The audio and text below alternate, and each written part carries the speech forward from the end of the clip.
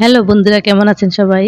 আজকে আপনাদের সাথে মজার একটা রেসিপি শেয়ার করতেছি। এটা বাদামের আপনি সন্দেশও বলতে পারেন বা বাদামের বরফিও বলতে পারেন।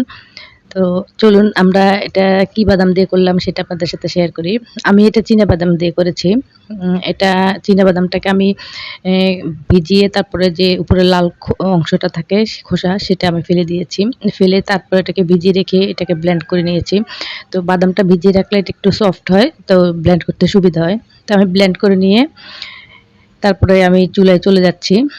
এখন চুলার মধ্যে আমি একটা কড়াই বসিয়ে তার মধ্যে কিছুটা দুধ আমি হালকা একটু নেড়ে নিচ্ছি। আমি এখানে হাফ ক্রিম যে দুধটা পাওয়া যায় সেটা নিয়েছি। আপনারা চাইলে এটাকে ফুল ক্রিম দুধও ইউজ করতে পারেন এটার মধ্যে। তো আমি দুধটাকে জাস্ট একটু কড়াইয়ের মধ্যে নেড়েচেড়ে একটু হালকা লালচে করে নিচ্ছি দুধটাকে। দুধটা যখন ভাজা হয়ে যাবে তখন আমি এটা নামিয়ে সেই কড়াইয়ের মধ্যে আমি কিছুটা ঘি দিয়ে দেব। তো আপনারা ঘির পরিমাণটা কম বেশি দিতে পারেন ইচ্ছা করলে। আমি মোটামুটি দিয়েছি একটু ঘিটা। দিয়ে তার মধ্যে বাদামটা দিয়ে দিলাম। ঘিটা যখন একটু গরম হলো তখন বাদামটা দিয়ে দিলাম। আর ঘিটা আমি একটু মোটামুটি হালকা গরম করেছি। অতটা গরম করতে গেলে ঘির যে একটা মানে পোড়া একটা ভাব চলে আসে, যার কারণে আমি ঘিটা মোটামুটি একটু করে ভেজে নিয়েছি। তো বাদামটা আমি ঘিয়ের মধ্যে ভেজে নেব। এর ফাঁকে আপনাদের কাছে অনুরোধ রইল, যদি ভিডিওটা ভালো লাগে তাহলে লাইক কমেন্ট করে পাশে থাকবেন। আর যদি চ্যানেলটা ভালো লাগে তাহলে উম বেল বাটনটি অন করে দিবেন। আপনি আপনার সময় মতো ভিডিওটা দেখে নিতে পারবেন নোটিফিকেশন পাওয়ার মাধ্যমে। তো আমার বাদামটা যখন একটু লালচে করে ভাজা হয়ে যাবে তখন আমি এটার মধ্যে বাকি জিনিসগুলো দেব। আপনারা খুব সহজে বাসায় থাকা উপকরণ দিয়ে এই জিনিসটা করে নিতে পারেন। তো আমার বাদামটা মোটামুটি ভাজা হয়ে গেছে। সত্যি বলতে যে বাদামটা আমি ঘির মধ্যে নিয়ে ভাজতেছি, তার মধ্যে একটু লিকুইড দুধ দিয়ে দিলাম। এটা দেওয়ার কারণটা হলো যে বাদামটা আমার যাতে একটু সেদ্ধ হয়। যেহেতু আমি এটা কাঁচা বাদামটাকেই ব্লেন্ড করে নিয়েছিলাম।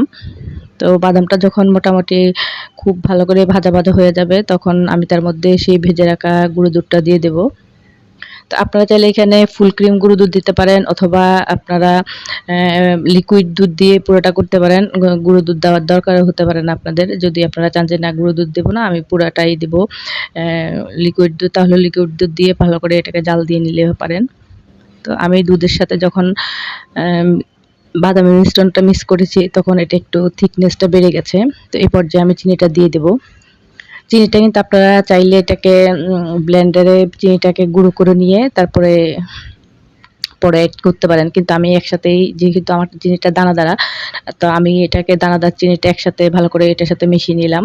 এতে কিন্তু একটু হালকা করে এটা চিনিটা যখন পানি ছাড়বে তখন এটা একটু হালকা নরম হয়ে আসবে আরো। তো আমি চুলার মধ্যে রেখে এটাকে এভাবে নেড়েচেড়ে নিয়েছি। আর চুলার হিটটা একেবারেই লো ফ্লেমে করে রেখেছি যাতে ওটা পুড়ে না যায়। এটা যখন ভালো করে হয়ে আসবে একটু লালচে, লালচে, আপনারা দেখতেই পাচ্ছেন যে আমি এটাকে আস্তে চুলার হিটটা লো করে দিয়ে আস্তে, আস্তে লালচে করে নিয়েছি। তো এইভাবে করে এটাকে আমি যখন সম্পূর্ণ হয়ে আসবে তখন এটাকে নামিয়ে একটা স্টিলের প্লেটের মধ্যে নিয়ে এটাকে একটা শেপ দিয়ে নেব যাতে আমি এটা কেটে নিতে পারি। তো সেভাবে শেপ দিয়ে এটা রেখে দেবো। এটা আমি ঠান্ডা হওয়ার আগে একটু কেটে নেব। ঠান্ডা হলে এটা একটু শক্ত হয়ে যেতে পারে। তো এজন্য আমি কেটে নিচ্ছি গরম, গরম। আর এটা গরম, গরম কেটেই আপনাদেরকে আমি আসলে দেখাচ্ছি। আপনারা এভাবে করে বাচ্চাদেরকে দিতে পারেন বা মেহমানকে খাওয়াতে পারেন অথবা নিজেরাও খেতে পারেন। কারণ যেহেতু বাদামটা অনেক উপকারী একটা অ্যা জিনিস, তো বাদামের কিন্তু প্রচুর গুণ আছে। আপনারা চাইলে এভাবে করে খেতে পারেন সহজেই। তো কার কাছে কেমন লাগলো ভিডিওটা জানাবেন। আজকে এ পর্যন্তই, সবাই ভালো থাকবেন।